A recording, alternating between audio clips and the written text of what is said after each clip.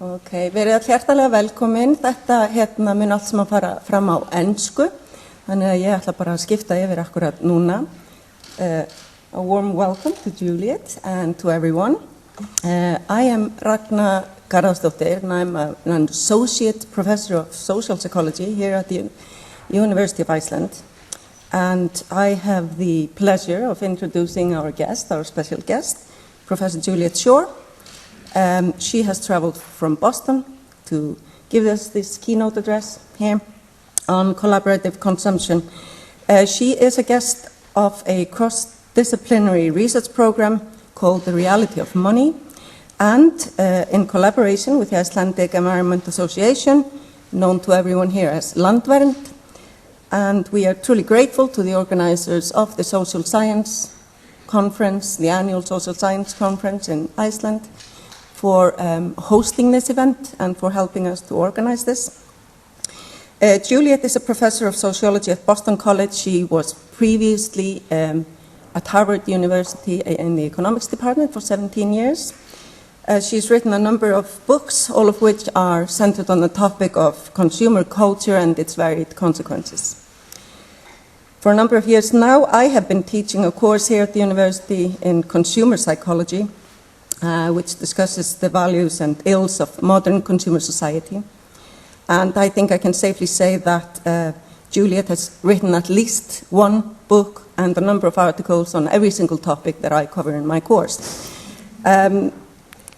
It ranges from the commercialization of childhood to climate change action, materialistically motivated over-indebtedness, and the health hazardous cycle of work and spend. Currently, she's working on a book on collaborative consumption, which I do not yet cover in my class, but will from now on. And today she will be sharing some of her thoughts on that topic. After her talk, I will open the floor to one or two questions from the audience. And after that, we will have a panel here of experts in the field of, various fields. Dr. Gunnar Haraldsson, he's the director of the Institute of Economic Studies here at the University of Iceland. Rakel Garðarsdóttir, she is the producer of a theater company called Vesturport and the founder of an organization called Vakandi, translated as Awake. And Sigurður Eyberg, he is an environmental scientist at the Institute of Sustainability Studies here at the university as well. After the panel, I will again open the floor for discussion and questions and comments from the audience. And we will have mics going around since this is being filmed. And And I think that's all I have to say for now. I will talk to you again after a short talk. So please, I welcome Juliet.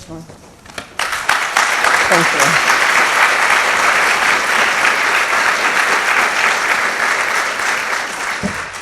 So thank you. All right, now I want to make sure that one's off. Thank you, Ragnar and Aya and all of my hosts. I'm very excited to be here for my first time in Iceland, and especially to be able to be talking about these important subjects. So I'm going to talk today about collaborative consumption, also discussed as the sharing economy, and I'll say more about that, and really try and give a picture of how do we understand this new and very controversial consumer trend. There's little doubt that collaborative consumption has created tremendous excitement. Some see it as a progressive, disruptive force that will make economies more efficient and profitable. Others as a way to reduce waste and carbon footprints. Some like the new economic opportunities it brings for ordinary people. Others the person-to-person consumer culture without big box stores, malls, and mass production. It seems down to earth, human-scaled, and genuine. Collaborative consumption harkens back to an earlier era when people did more provisioning for themselves, lived in denser connection with others, and were less motivated by money. It fits well with an emerging consumer ethos that rejects mass production in favor of personalization, artisanal work rather than factory labor, local economies over global ones, authenticity over a culture of plastic, and a deeper engagement with the material world. It feels real, a term that comes up repeatedly in many of our research sites. But is this really what collaborative consumption will bring us? The reality is more complex. While many of these characteristics are present, there is another side to this sector, and maybe I'll return to this in case it went too fast. New Yorkers agree, Airbnb is great for New York City. These were ads that Airbnb put up, and what's happening? The other one should, oh, here we go. The shared economy is, oh, went too fast. The shared economy is a lie. So there was a lot of graffiti scrawled on these ads presenting the other point of view. While many of the characteristics that proponents suggest are present in the sharing economy, there is another side to it. While many sites are structured as person-to-person or what is called in the field peer-to-peer, these personalized transactions, such as an Airbnb rental or a trade at a food swap, are often organized by global platforms. And does everyone know what Airbnb is, or Uber? Okay. When I started this research, many people had never heard of any of these. Now everyone knows. These may turn into the consumer giants of the Procter & Gamble's and the General Motors of the 21st century. Furthermore, the use of dedicated software on these platforms means that while users seem to be in control, there's actually a lot that the software determines. There's a kind of big brother dimension to these experiences, which is less evident from the consumer side than from the side of providers, the hosts and the drivers and so forth. There are also major questions about the value being created in the sector. The sharing economy is creating enormous quantities of wealth. But will the platform share that wealth with the users? Will they ensure widespread access by expanding beyond the current user base, which is mostly white, highly educated, able-bodied urban dwellers who comprise the bulk of users? Or are we in the early stages of a predatory model that will ultimately appropriate value to investors and founders once the market develops and users are locked into the platforms? And of course, Uber is a great example for that question. While it's far too early for definitive answers to these questions, it's crucial that we ask them. In my remarks today, I will focus on just a few of the many questions that are currently swirling around the collaborative economy. These include how consumers are experiencing the sharing platforms, how the platforms may be affecting the distribution of income, and the platform's role in creating social connection. I choose to focus on these not because other questions are unimportant. Indeed, issues such as their eco-footprints, which may come up in the panel, conditions for platform workers in terms of their wages and working conditions, platform governance and ownership, and how to regulate platforms are all really important, and I'd be happy to talk about those. But given that we're talking today mostly about consumption, I'm going to focus on the aspects of the platforms that are most relevant to that issue. My remarks today are based on 5 years of qualitative research funded by the MacArthur Foundation, and with a team of researchers, we've undertaken a series of case studies, and I'm just going to show you quickly the case studies. We started with nonprofits, with a time bank, and I'll explain more what these are as I go through, with a food swap initiative where people bring prepared foods and trade it with each other, with what's called a maker space, a centralized location where people come together and work with tools. And then 3 for-profit platforms, Airbnb, and here's an example of what the, a site, Airbnb listings, a site called Relay Rides, which is a peer-to-peer car rental. Individuals rent out their cars to others, and a labor services site called TaskRabbit. The people doing the jobs are the rabbits, and people who have work that they need done. And then we have also a mixed for-profit, nonprofit open education case, people who are using free materials online. And we've just started a new one with Postmates, which is a sort of delivery service, a bicycle courier delivery service. We've interviewed and surveyed more than 200 users on these platforms. platforms on both sides of the market, and we've conducted hundreds of hours of participant observation.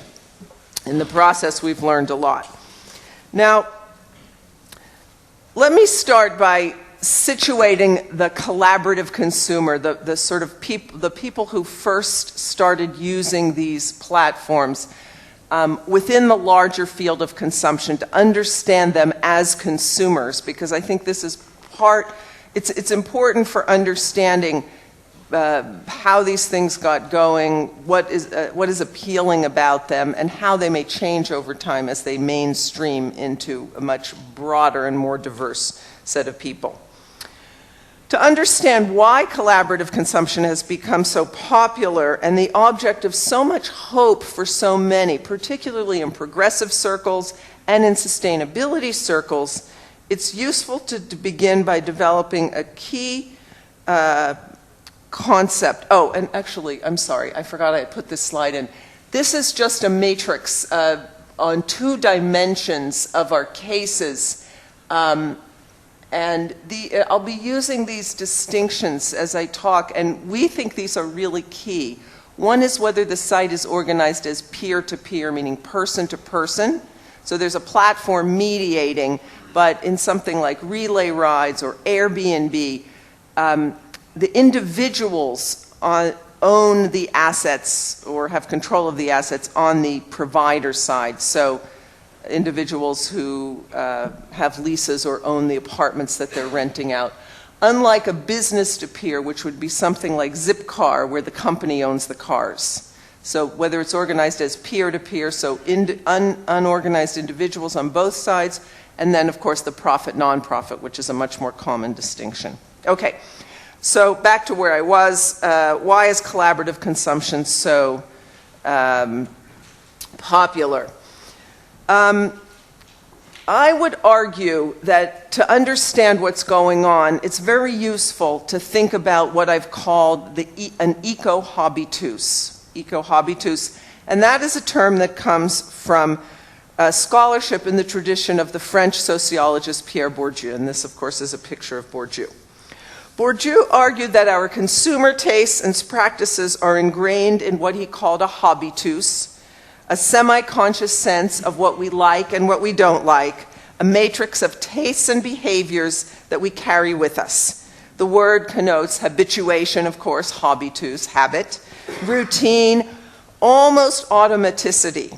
For Bourdieu, a key point about the habitus is that it varies strongly with social class, which he conceptualized in terms of 2 key types of what he called capital.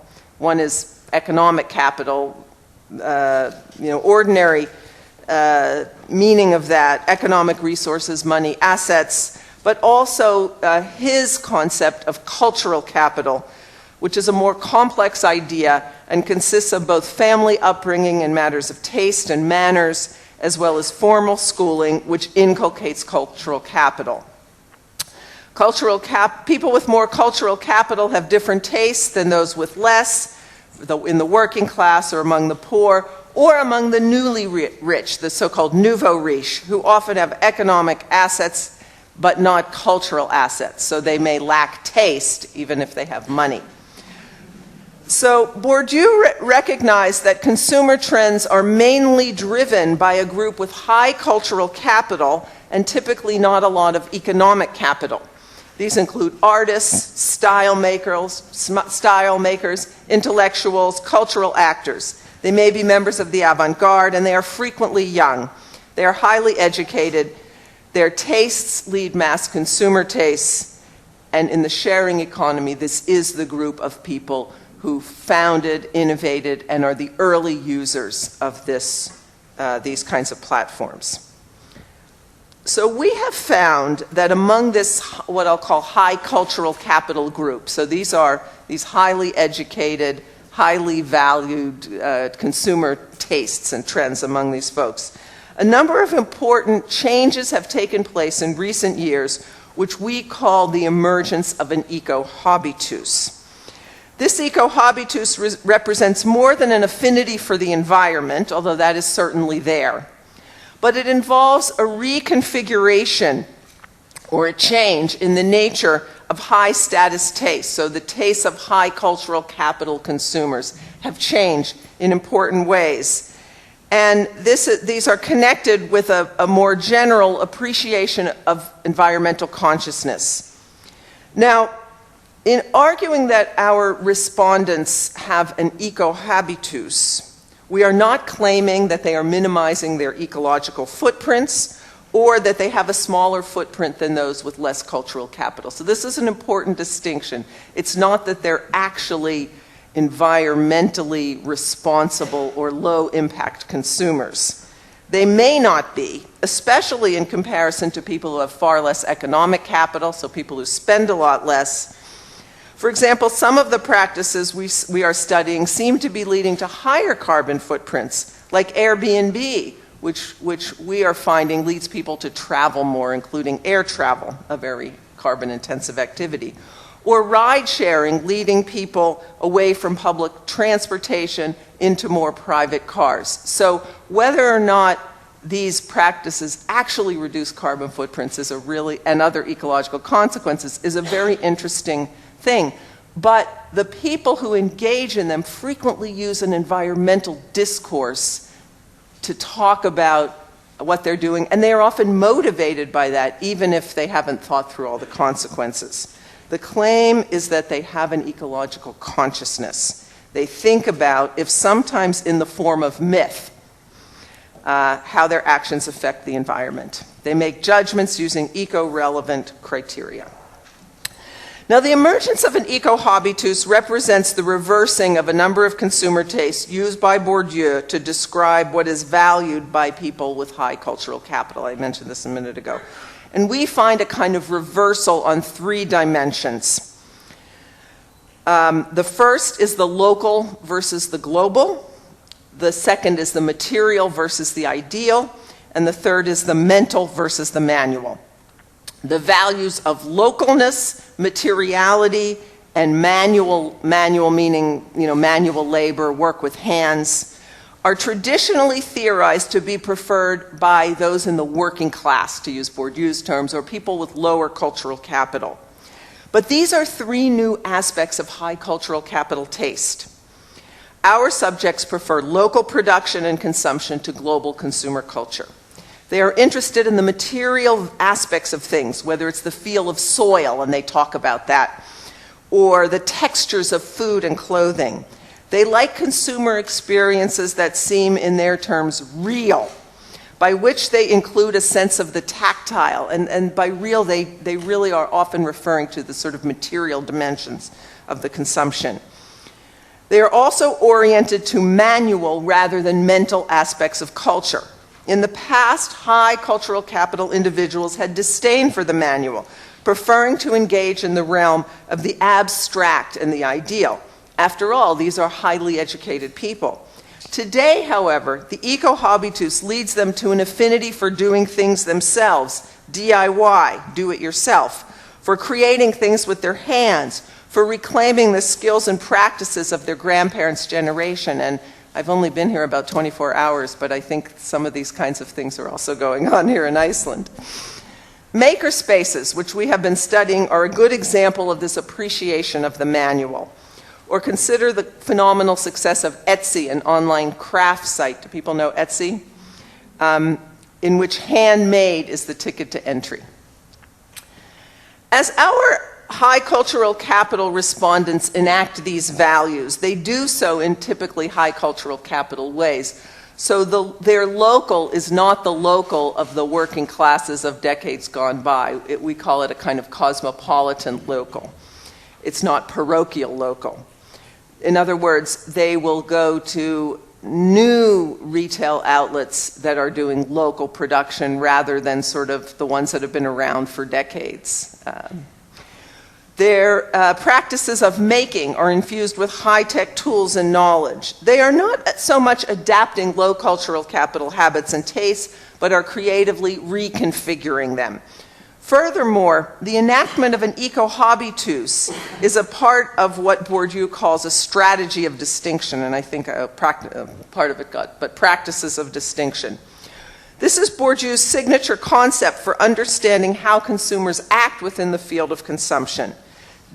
What he calls distinguishing practices, or practices which give distinction to people, give them status, authority, are a key strategy for gaining position within a field. Bourdieu thinks of social life as highly competitive and people as status-oriented.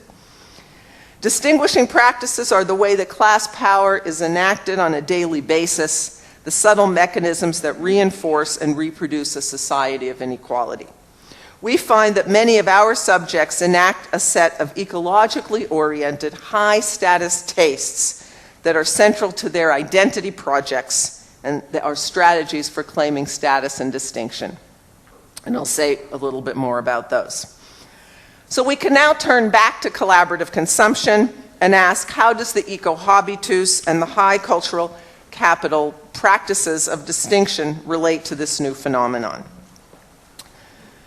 But before I do that, I just want to make one or 2 points about collaborative consumption. And the first has to do with its discourse of novelty.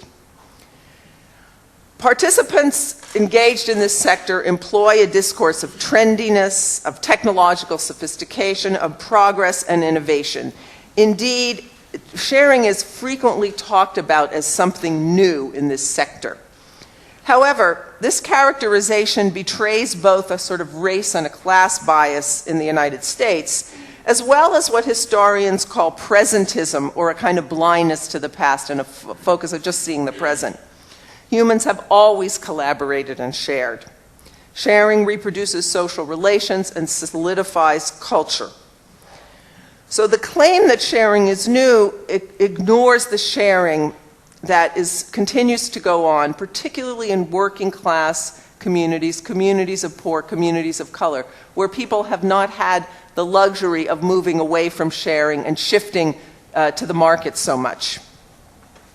However, there is something new about the sharing that's going on in the sharing economy, and it's what I call stranger sharing. Historically, and there are exceptions to this, an obvious one is sort of elite travelers in ancient Greece who were, hospitality was accorded to them as they moved around and showed up at strangers' homes, and you can think about the Odyssey as a great example of this. But historically, people tended not to share with strangers or those outside their social networks. Today's platforms facilitate sharing among people who do not know each other and who don't have friends or connections in common. Now, stranger sharing has traditionally been rare because it entails much higher levels of risk. You don't know the person that you're sharing to. And for many of these platforms, the situations are quite intimate, and the risk that's being taken on is potentially quite great. Sharing one's home in the case of Airbnb, and we've all probably read about some of the spectacular cases where things have gone wrong. Sharing one's car, going into strangers' homes to do work, or eating food prepared by unknown chefs that isn't regulated by a health authority, for example. So there's a lot of risk out there that's being taken on by people who are engaged in the sharing economy. The digital platforms are able to make stranger sharing less risky and more appealing because they crowdsource information on users via ratings and reputation schemes. And there's a lot to be said about this. I'd be happy to talk about it in the question and answer or during the panel. I don't have time to go into it, but this is really key, and it's where the technology has been crucial to the development of these platforms. It's because of that crowdsourcing of information, which allows strangers to transact with each other with less risk than in a context without it. Now, I characterize the sharing economy as consisting of 5 major categories, and I'm not going to go into detail on these, but the recirculation of used goods, and here these are really the origins: eBay, Craigslist. The loans or rentals of durable assets. These are things like the lodging rental or the car sharing. Labor service exchanges, time banks, TaskRabbit are the 2 I've looked at, but there are many others. Uber would go under this. Postmates, our delivery service. I'm adding a fourth category that many people wouldn't necessarily think about, but that's sharing within actually geographic locations. So things like maker spaces, co-working, and even cooperatives where people come together and share the tools of production. And then finally, a kind of hybrid, which are goods and services, and these are some of the cooking sites where you can get someone to come into your home and cook you a meal, or maybe they cook it and bring it to you, or Etsy and so forth. So these are the 5, and I'd be happy to talk more about the dimensions of any of these. The last thing, just in more general thing that I want to mention about the sharing economy or collaborative consumption is to note its historic links between activity that went on in the so-called peer production space. And this is the collaborative software activity that harnesses the unpaid work of software engineers to write code and solve problems collectively. And I have here things like Linux and Firefox, Wikipedia, and that's an amateur, but partly amateur. But this development, which happened long before the sharing economy, paved the way for other kinds of peer-produced and shared online content. So the software led to what's here termed the free culture, file sharing, video posting, music sharing, and then, of course, crowdsourcing of information for other purposes, Wikipedia, citizen science, and so forth. While these activities are often not thought about as connected to the sharing economy, I believe there's a strong historical sort of connection between them. And one of the things we find is that early adopters in the sharing economy had done many of these things before they got involved in it. So we call it a kind of digital priming. So let me turn now to ask some questions about collaborative consumption. And I'm going to start with the issue of motives and experience. What do consumers like about these platforms? Why are they flocking to them? On the for-profit sites, the dominant dimension is the ability to combine low cost with what we might call realness, or the features of that eco-habitus that I talked about earlier. Localness, materiality, personalization.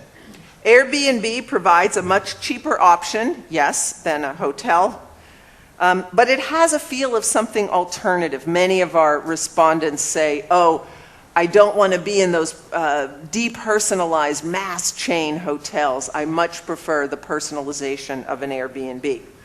Our respondents tell us that with Airbnb, they like the chance to live in a neighborhood with, quote, real people rather than a city center. They like the access to insider information that their hosts give them. Finally, the sociability of sharing sites is important. On Airbnb, about half the hosts report having significant interactions with their guests. On ride-sharing sites, people talk about sitting in the front with the driver, getting to know him or her and their story. These are very appealing features. On the nonprofit sites, other aspects of the eco-habitus are even more prominent. People emphasize the local production dimensions, the artisanal work, the connection to the land. Food swappers are often people who have farm shares, and they're participating in the food swap so they can use up the extras that they get from the farm shares. The material dimensions of what's being offered are very central. The time bank organizes person-to-person sharing and helping, and that feels very authentic to people. Overall, financial benefits and conformity to the eco-habitus are what attract many of our respondents. Now, issues get a little more complicated when we look at the provider side, that is the hosts, the drivers, the errand runners, and here's a TaskRabbit, people who are earning money on these sites. And here I'm just going to talk about the for-profit sites, because on the others, everybody's on both sides, and money isn't involved with the food swap, the time bank, the makerspace. Here we find the dominant motivation is financial, no surprise. Some of these sites offer the opportunity to make considerable amounts of money. A number of them emerged just as the economy collapsed in 2008 and 2009, and they were a valuable option for people who had lost jobs or income. Airbnb has also been important for people who graduated from college or graduate school with a lot of student debt. And one of the things about these sites is that they make it possible for people to earn money in ways that do not violate their class identity. So for example, we have highly educated people taking on a variety of low-status jobs. They're driving, they're cleaning houses. TaskRabbit has a very large percentage of college educated, maybe 70% have college degrees. But the jobs that they are doing tend to be very low skill. So cleaning homes, delivery work, running a bed and breakfast is a, it's not a high education required type of job. The one task that is very common on TaskRabbit that may require high education is putting IKEA furniture together. But the discourse of novelty, progressivism, and the eco-habitus surrounding these sites eliminates the symbolic denigration that would ordinarily occur when high-status individuals engage in low-status work. In our Airbnb research, we find that the sums people make can be quite considerable. We have in our sample 2 individuals who made more than $30,000 a year renting out their apartments. We're doing some collaborative work with a researcher in New York who has people making $60,000 a year. And these are not people who are running businesses through Airbnb. These are single apartments that people are renting. On TaskRabbit, even people who have only the sort of generally available skills, such as the ones I've been talking about, were able to make at least twice the minimum wage, 20 to 25 US dollars an hour. And today, actually, that wage rate has gone up, although the demand, the ability to get work is less, but the wage rate is even higher. But more in general, and I'm going to come back to this in a minute, we find that the people who are doing well on the platforms tend to be those who already are bringing considerable assets, such as a nice apartment or a home, or specialized skills. To use a term from the discourse that I don't love, if the only quote, unquote, underutilized asset that you have to be efficient with is an old car or a generally available skill, there's not a lot of money to be made. As one of our Airbnb hosts noted, it takes money to earn money. Now this brings us to the next question that I want to talk about, which is the connection, the role of these platforms in affecting the distributions of income and wealth. Now, the discourse of the economy, of the platform economy or the collaborative economy, emphasizes that it has operated as a cushion in bad economic times and as a way to spread wealth. But I think the story is quite a bit more complicated. One reason is widely known and is being talked about a lot in the sharing economy, and that is that platform owners and their investors are appropriating huge amounts of value from these platforms. The co-founders of Airbnb became billionaires this year, and it seems likely that Uber's founder is also now a billionaire. Some questions about how much he actually has. But this question of the appropriation of the wealth that's being created by lots and lots of ordinary people, and so much of it being appropriated to the financiers and the founders, is one that's getting a lot of attention in the sector now. But there's a second possible negative impact on inequality, which is what we're finding in our qualitative research. And that is that we think this economy is leading to an upward redistribution of opportunities and earnings within, let's just call it, the 80%. So the better off segment, and many of the people who are active in on these sites, particularly Airbnb or TaskRabbit, less so for the drivers. Drivers are more likely to be full-timers, but many of the people earning money on the other platforms already have full-time work or near full-time work. So this is money they're earning on top. They're boosting those regular earnings. College-educated peers, as they're called in this sector, are taking on tasks traditionally done by those of lower educational status. Think about house cleaning or maid service. If people switch out of hotels into Airbnbs, decline for maids goes down people hosting those Airbnbs are mostly doing the cleaning themselves. A few of them hire cleaners, but mostly not. A similar phenomenon is likely occurring on sites like TaskRabbit, where people are hiring college-educated folks to clean their homes rather than, say, immigrant women who would have been the prior labor force in that sector. So while the platforms are likely increasing demand for some of these services to a certain extent, I think it's also true that they are displacing at least some lower paid service sector workers, and we don't know how much, but I think that's an important dimension that no one is yet talking about, shifts in inequality within the 80, or even in some cases the 90%. Let me move on then to the question of social connection, which is a big theme in the collaborative economy. Do these sites increase social connection? This is a common claim of many of them, and many participants on both sides of the market articulate a desire to meet people and make friends through these encounters. Does collaborative consumption herald the emergence of a true person-to-person consumer culture in contrast to the impersonal culture of big box stores and corporate chains? And here I think the answer is yes and no. It really depends on the site, and also we see changes over time. On the one hand, some of these sites are undoubtedly producing a friendlier, more sociable consumer experience, and the site that's been most successful at this is Airbnb. More than half of the Airbnb hosts we interviewed say that social interaction is an important motivation and part of their practice. They socialize with their guests, they eat with them, some take them out, and in some cases they've even become friends with their guests. A lesser but still important number on TaskRabbit say that social connection arises as a result of doing work for others. Especially some of the younger people talked about the social contacts they made, being able to tap into new social networks as a result of people they made. And this was important for some of them who were trying to get full-time jobs, for example, and were just doing this as a way to, because they couldn't break into the labor market.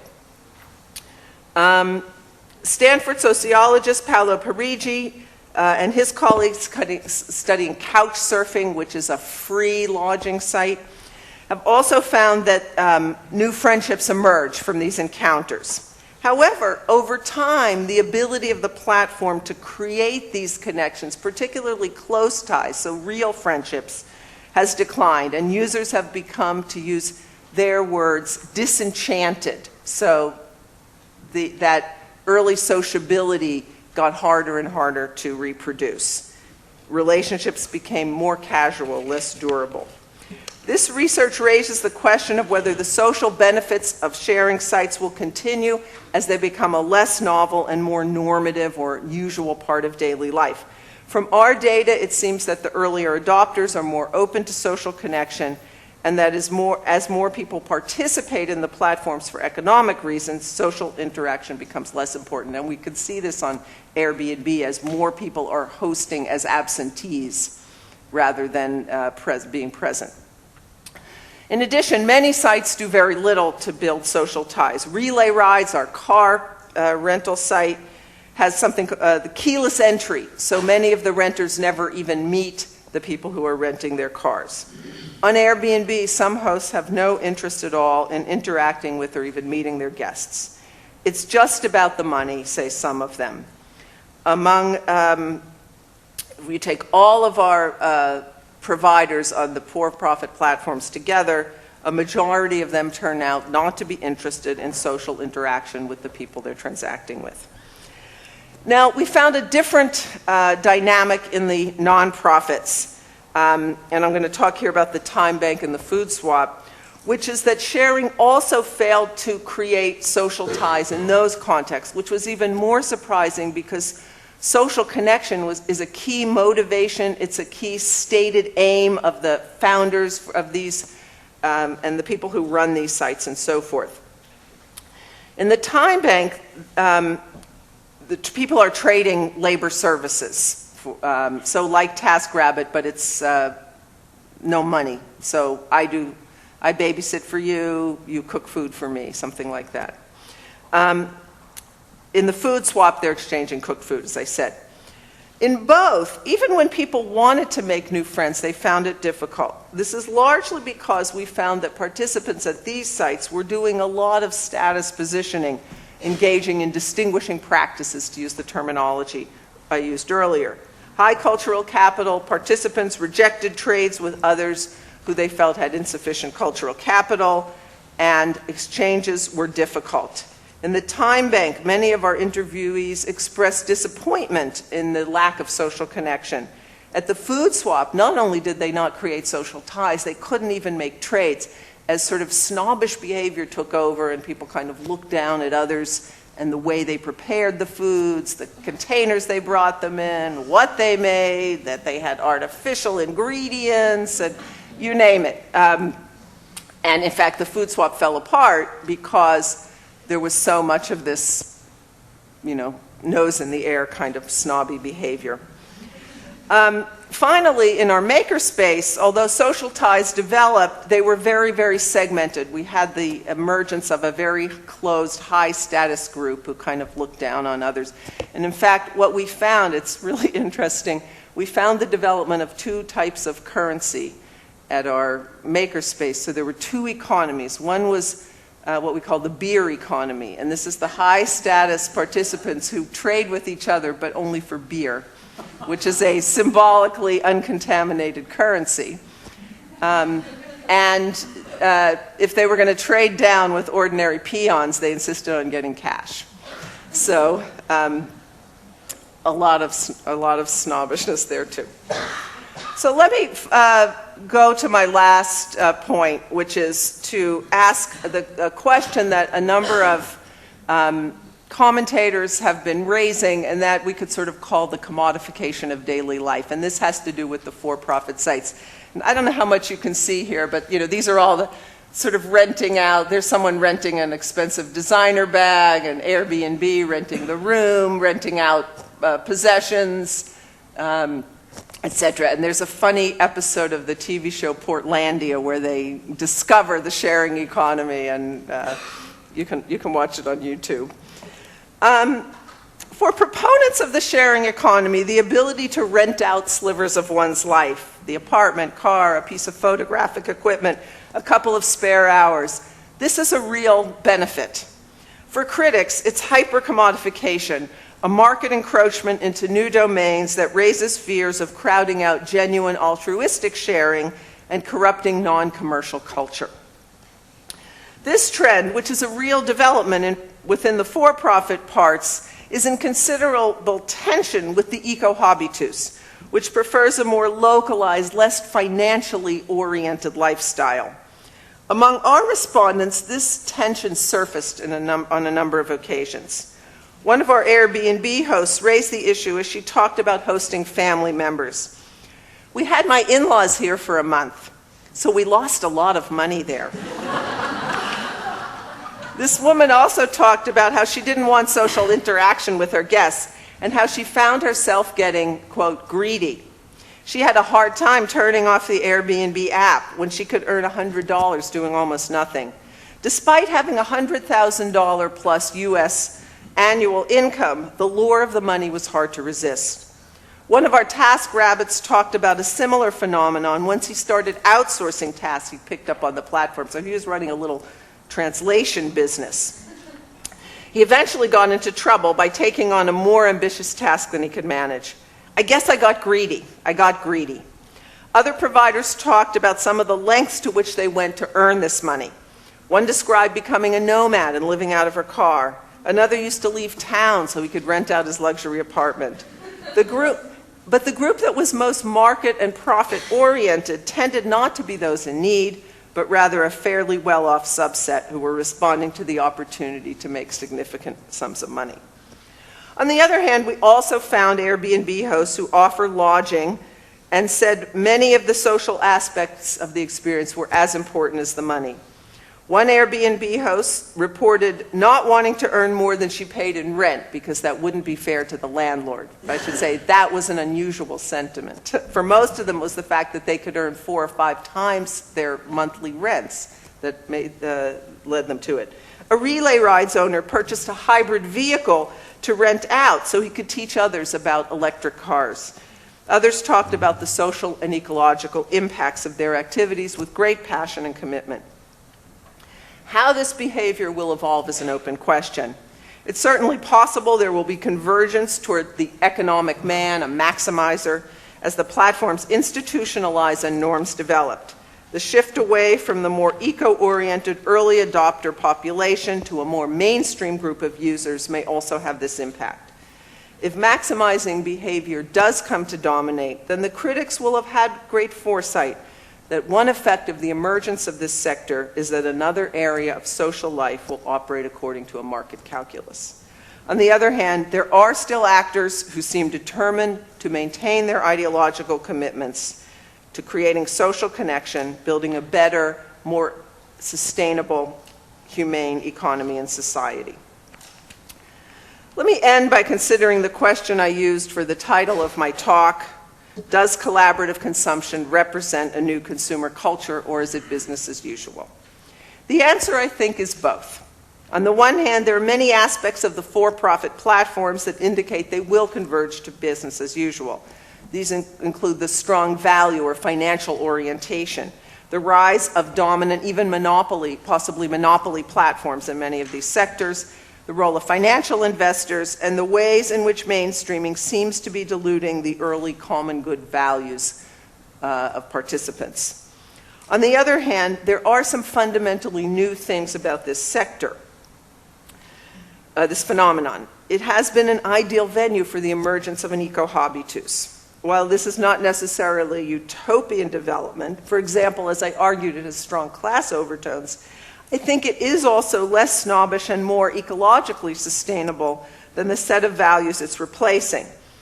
I see it as something positive, although a trend that needs to be interrogated and disciplined, in particular to make it actually conform to its eco-beliefs, rather than just being a mythical imagination about them.